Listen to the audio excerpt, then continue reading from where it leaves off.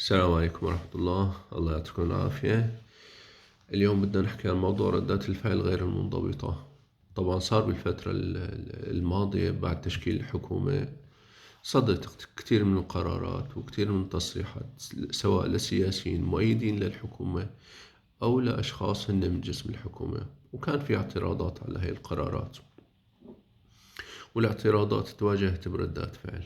طيب لهون متفهم الموضوع، متفهم، لكن لاحظنا مرحلة من المراحل أنه الاعتراضات صارت منهجية، يعني صارت تستخدم من قبل شخصيات أو جهات معينة لتجيش الشارع السوري بشكل دائم ولخلق حالة من البلبلة ضد أي قرار حكومي، وللتعبير عن أنه أو لإيصال رسالة أنه هي الحكومة غير ناضجة، غير صالحة إلى آخره. طيب كان في فريق من الغالبية السورية اللي خليني أسميهم سواد، معظم سواد المجتمع السوري، كانوا يطلعوا ويأيدوا هاي القرارات من خوفهم على الحكومة الناشئة ومن خوفهم على مكتسب التحرير. لهون الموضوع نرجع بنقول متفهم ومطلوب، لكن بمرحلة من المراحل صرنا نتاخد أو صار ينجر الشارع السوري لدوامة من ردات الفعل غير المطلوبة أو غير المحسوبة بالتوقيت، بالحجم، بالطريقة. يعني هاي المسائل يفترض اليوم تقنن، وانطلاقا من الحديث الشريف اللي بيقول الدين النصيحة، يفترض اليوم يطلعوا أشخاص يوجهوا نصح لغالبية الشعب السوري اللي هن عم يبدوا ردات فعل آه، يحسن فيها الظن، ردات فعل منبعها مثل ما بيقولوا خوف على هاي المكتسبات اللي تحققت. يفترض اليوم تطلع شخصيات تنصح الشعب السوري إنه يا جماعة الخير، مو كل ردة فعل مطلوبة، لا بحجمها ولا بتوقيتها ولا بطريقتها. يفترض فينا نختار الحجم المناسب، الطريقة المناسبة، والتوقيت المناسب. ليش؟ لأنه اللي عم يصير حالة استنزاف لطاقات أبناء الشعب السوري. ما في نوع من الاستقرار، ما في نوع من الانشغال بالقضايا الكبرى مثل ما بيقولوا، بالأهداف الكبرى. دائما في تجيش، دائما لازم نبدي ردة فعل. ليش؟ لأنه عم تنبنى على الاعتراض اللي قلنا عنه، اللي ما أحسننا فيه الظن من بعض الفئات، مع أنه في اعتراض متفهم. وهذا للأسف اللي عم صار يخاف صاحب الاعتراض المتفهم من ردة الفعل الدائمة، وصار يقول لحاله أخي أنا ما عاد بدي اعتراضي على مسألة من المسائل، لأنه شو؟ لأنه دائما عم يصير في ردة فعل. طيب بنرجع لمسألة ردات الفعل. بنفس الوقت ردة الفعل عم تستنزف طاقات الأمن العام، خاصة بالمرحلة الحالية اللي نحن فيها بحاجة لأنه بين قوسين نريحهم للجماعة، لأنه في مشاكل أمنية ضخمة، في عدم استقرار أمني، في مشاكل نتيجة عقود من القمع، ونتيجة عقود من تجهيل الشعب السوري. هاي المسائل عم يعالجها عم تعالجها مؤسسة الأمن. نحن عم نزيد الطين بلة مثل ما بيقولوا، كل يوم عم نطلع نبدي ردة فعل، خاصة بالشارع يعني. طيب وكمان عم تخلق فجوة بين أبناء الشعب السوري، خاصة على وسائل التواصل الاجتماعي. بيطلع شخص بيعترض، بنبدي ردات فعل مبالغ فيها، وبنرجع بنأكد ردة الفعل المطلوبة مطلوبة، هي مسألة لا خلاف عليها.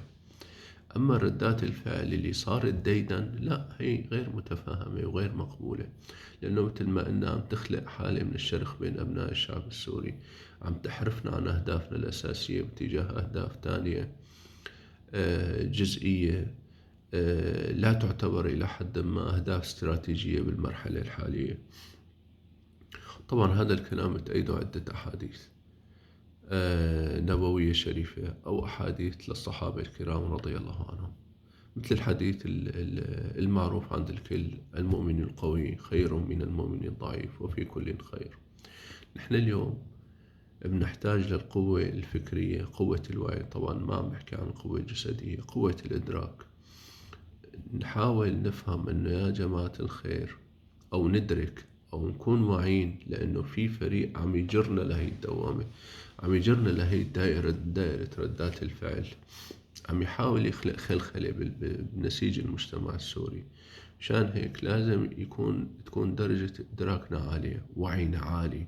هي قوة الإنسان يعني. وهذا يقاس على الحديث الشريف اللي بيقول لك: ليس الشديد بسرعة، وإنما الشديد الذي يملك نفسه عند الغضب. نحن هون ردة فعل هي الغير محسوبة هي تعبير عن حالة من الغضب.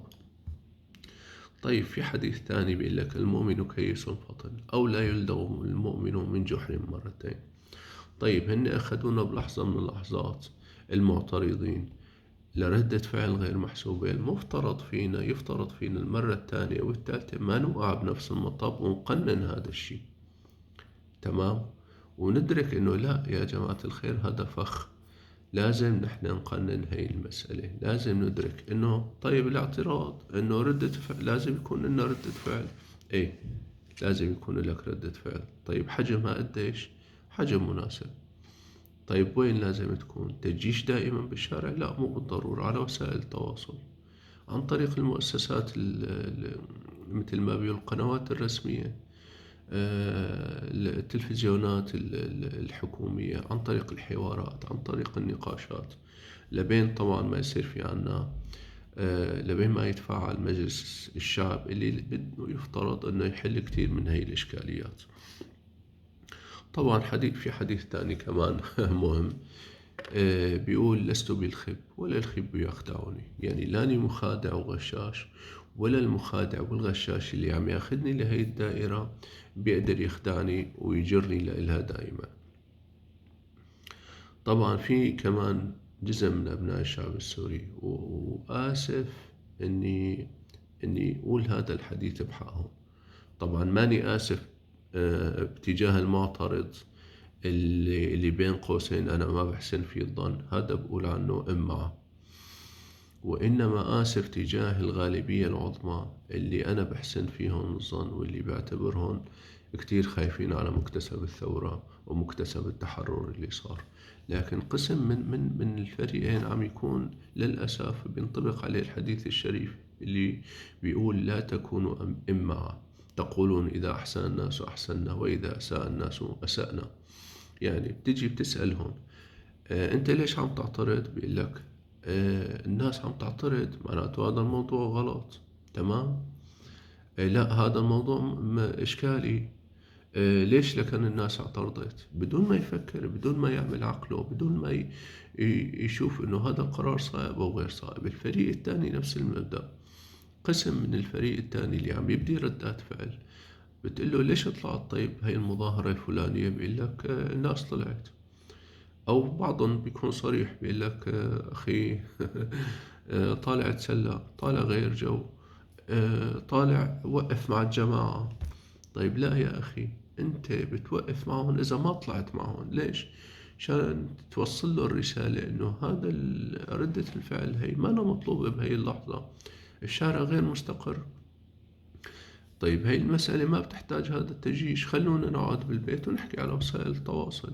حتى على وسائل التواصل لازم نحكي حكي لطيف.